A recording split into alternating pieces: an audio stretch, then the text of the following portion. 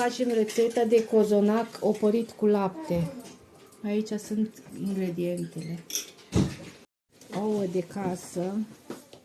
Noi am pus 10 acum pentru că ouăle sunt micuțe. Și drojdie cu zahăr? Da. Să lasă așa se lichefiază ea, sigur. 300 de grame. Lapte, zahăr, unt. Astea câte?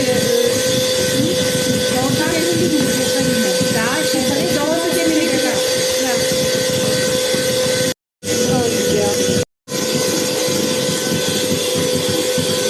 Dar de lămâie tot aici? Da, poți să pui oricum, dar mie nu am știut de mâncare, nu știu să mai ajungem.